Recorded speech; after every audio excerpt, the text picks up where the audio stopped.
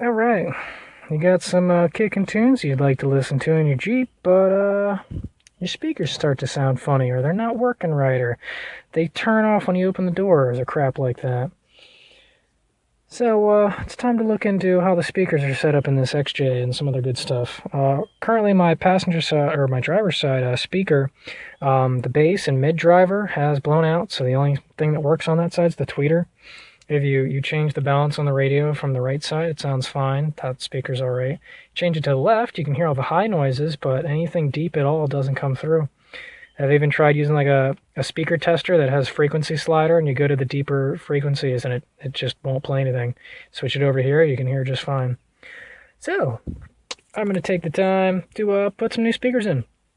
And this is an off-road Jeep. This does see very deep puddles sometimes, so I got some marine speakers. Now the ones that I bought right here are by Polk Audio. This is the DB series. I got the DB521, which is a 5¼ inch speaker. It's got a bass and a mid driver and a tweeter all in one. It's pretty nice. For any of you real technical audio heads out there, that's what this thing's running right now. I honestly don't know too much about what all that means, but I know that those are comparisons to make proper sound. So, for me, all I'm worried about is these two contacts down here.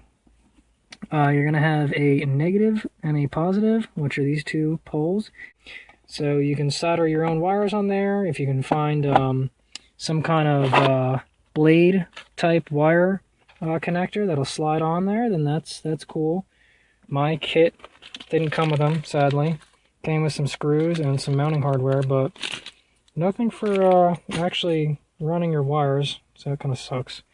But the reason I chose this series, this particular speaker, is because my Jeep actually came with these speakers. That's the ones that I'm running right now, is the DB series by Polk Audio, and they actually work quite well. This vehicle has been under some deep freaking water. The water's been at least up to here, inside on this side of the vehicle, so the water was completely submerging the speaker for a good hour and a half, and this has been dunked a couple times, and they still work great. They have really good reviews online, and it's a good all-around speaker. It's nice. It sounds good, and it'll survive in the mud. That's what I'm caring about. So, enough of the blabbering. Let's go on about changing these. Alright, this window crank is going to be a bitch. You gotta pull really fucking hard. But it helps to have like one hand on this side and one hand on the other side, kind of try and like pry on this as well. So you don't want to torque it like this, that'll snap it right off.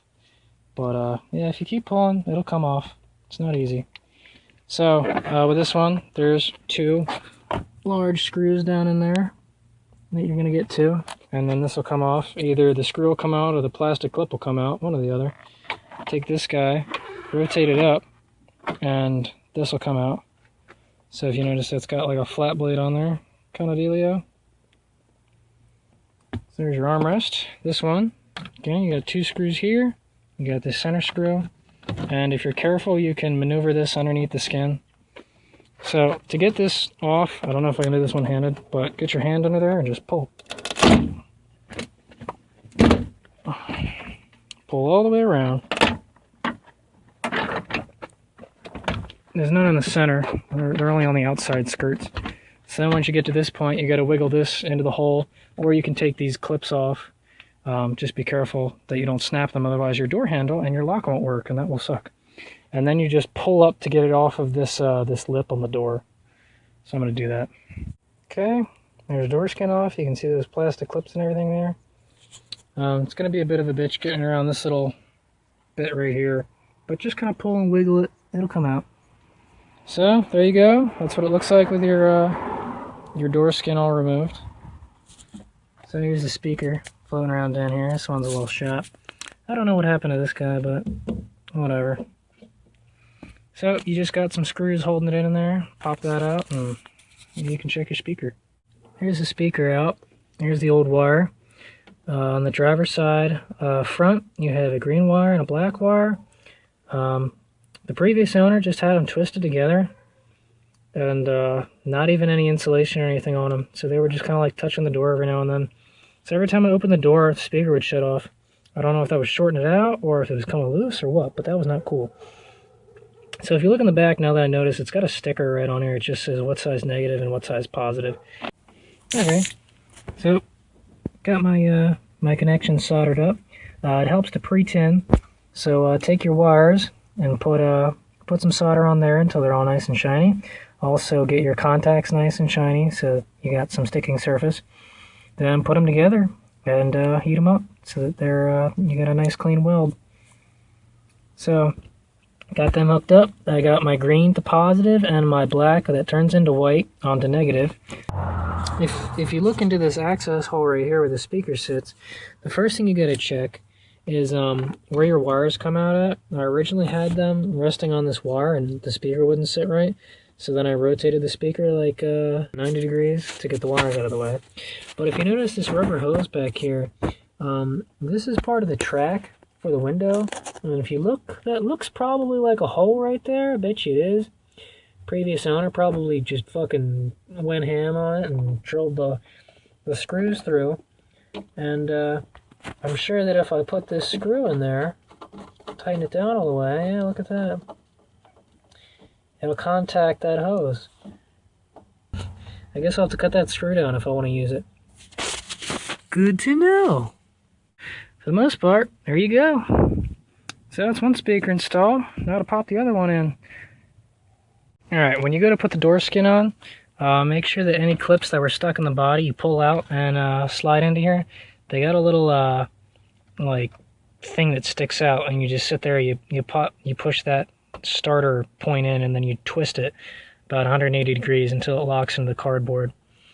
In order to put the skin on, first you're going to help push this end of the whole door assembly through the skin, and then take your whole skin and move it back, and there's going to be a ridge here. You're going to make sure that the top of this slides onto that ridge, and then push this down.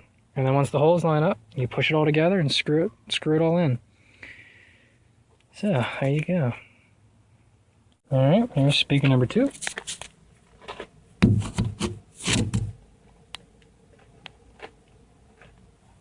All soldered together, wired up and screwed in, and fits all nice. And I cut this screw to length so it doesn't mess with this window. Tested it right and left, and it sounds pretty good. Bass is nice. Highs are pretty good. A lot better than it was before, so now I can put this door back together. Alright, here's the rear tailgate skin taken off. There's all that up in there. The way that was clipped in, you got your top part here that it hooks into, and then for mine I had a couple clips, and for some reason one of them was just screwed in somewhere right here. Yeah, it was just screwed in. I guess the previous owner did that because all the clips on that side were they all fell out, so I wasn't holding it in place. But here's where the stock rear mounting location would be. I just hooked the wires up because the wires are just dangling back here. I hooked them up, and they do work fine. It's a little quiet. I'd have to turn the bias forward to the rear in order for them to be about the same level at the driver's seat. But even just playing them, they sound a little quiet. I don't know if the connection's a little weak or if the speakers are just crap compared to the new ones or what, but those will definitely fit right there just fine. Here's the other side without the speaker. 2 wires and your 4 mounting locations, so there you go. If you're happy with tailgate, pop them right in there, screw them up, and put the case on. You're good to go. Here are those vent covers I got from the junkyard. They just have little metal rivet-looking things that hold them on here. You just pop them off, and you can do that. And they sit over top the speaker just to make it look nice. Obviously, if you put them upside down, it's not going to look very nice. So, I was thinking about doing that over here. Took the door skin off this side just to see what we're working with. So you can see got the handle, got a little cutout here so you can reach the locking and door opening mechanism arms. And if you come down here and start peeling the plastic back, you can see there's a nice opening spot here. There's also a pretty big one here as well. I don't think you'd want to put it here though, because that would be sitting right next to the seats and the sound isn't going to project. So you'd want this little area right here. So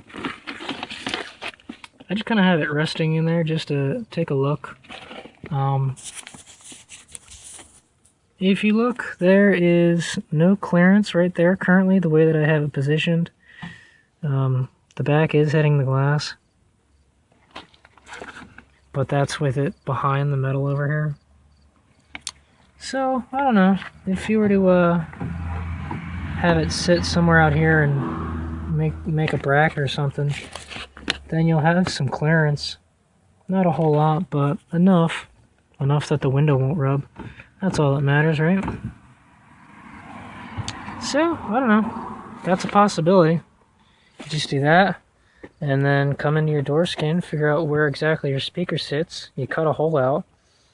You drill 4 little holes for that little plastic piece to fit over, and ta-da, you got yourself a new speaker. But I don't know if I feel like cutting into the door and doing all kinds of fancy work right now, because these speakers aren't really that good. Probably won't even hear them that well. The other thing you'd have to do is, if you have the stock version with no electric accessories, got these plastic caps here instead of the rubber boot. So if you cared about the boot, you have to go to the junkyard or buy one or something like that. So yeah, and I'd have to rerun my wires, find out where they come, if they both go on one side, or if one's the other, something like that. But you'd have to run some wires and cut some holes, but if you feel like getting fancy, it's definitely doable, especially if you have a thinner speaker. But this right here, if you're curious, this is a 5 1/4 inch. So yeah, I don't know, just a thought. Anyway, I guess I'll just fucking toss them in the tailgate and call it a day. Well, there you go. Simple. Now it's time to put the cover back on. Alright, we're looking pretty good now.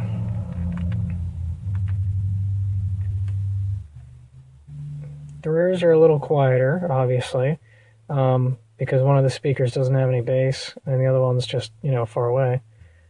But, it definitely adds a little bit to it. Definitely sounds a little better. The front ones sound fantastic. So I sat in the front seat and the back seat to figure out what the balance is. It seems having rear to the two more to the rear seems to do pretty good. But yeah, I'm impressed. I like it. So there you go. That's how to install some freaking speakers. Now go listen to some music.